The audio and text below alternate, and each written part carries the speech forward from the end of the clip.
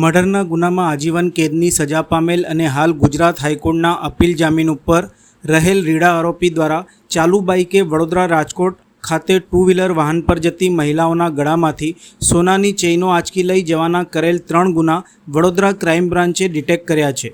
Crime બ્રાન્ચને patrolling દરમિયાન માહિતી મળી હતી કે એક શંકાસ્પદ બાઇક ચાલક હાલમાં વાઘોડિયા રોડ વેંકુટ 3 રસ્તાથી નારાયણ મલ્ટી સ્પેશિયાલિસ્ટ હોસ્પિટલ તરફ જવાના કાચા રસ્તા ઉપર ઊભો છે તેવી માહિતી મળતા સ્થળ ઉપર પહોંચીને ઈસમ નામે વૃષાંત ઉર્ફે વિજયભાઈ ધનેશા રહે રાજકોટ તેની અંગ ઝડતી કરતા એક મોબાઈલ રોકડા મળેલ તેમજ ટુ વ્હીલરની ડિક્કીમાંથી નંબર પ્લેટ મળેલ તથા પક્કડપાના મૂકવાના કવરમાંથી 2 સોનાની ચેન મળી આવેલ તેની પાસેની વસ્તુના આધાર પુરાવા માંગતા ન હોવાનું જણાવાતા વધુ સઘન પૂછપરછ હાથ ધરાઈ હતી। ખાતરી તપાસ દરમિયાન આ ઈસમ મિલકત સંબંધિત ગુનાઓ કરતા રીડો આરોપી હોવાનું અને તેની પાસે મળેલ બંને સોનાની ચેન વડોદરા શહેરમાં છેલ્લા 10 થી 12 દિવસ દરમિયાન આ ટુ વ્હીલરનો ઉપયોગ કરી ટુ વ્હીલર ઉપર જતી મહિલાઓના ગળામાંથી સ્નેચિંગ કરીને મેળવેલાનું તેમજ આ ઉપરાંત આશરે 15 દિવસ પહેલાં રાજકોટ મવડી હેડક્વાર્ટર નજીક એક મહિલાના ગળામાંથી સોનાની ચેન આંચકી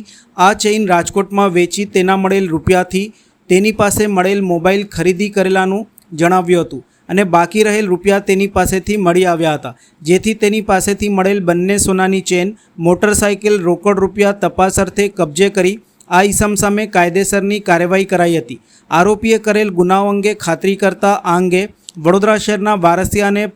પાણીગેટ પોલીસ સ્ટેશનમાં અને રાજકોટ ખાતે કરેલ ચેઇન સ્નેચિંગના ગુનાઓ બાબતે રાજકોટ તાલુકા પોસ્ટે ગુનો નોંધાયેલાનું જણાતા આ તમામ પોલીસ સ્ટેશનને આરોપી અને મુદ્દામાલ અંગે જાણ કરી વધુ તપાસ માટે સોંપવા અંગેની કાર્યવાહી કરવામાં આવી હતી। પોલીસે વૃષાંત ઉર્ફે શ્યામ વિજયભાઈ ધનેશાની ધરપકડ કરી 2 ચેન ટુ વ્હીલર રોકડ મોબાઈલ મળી કુલ રૂપિયા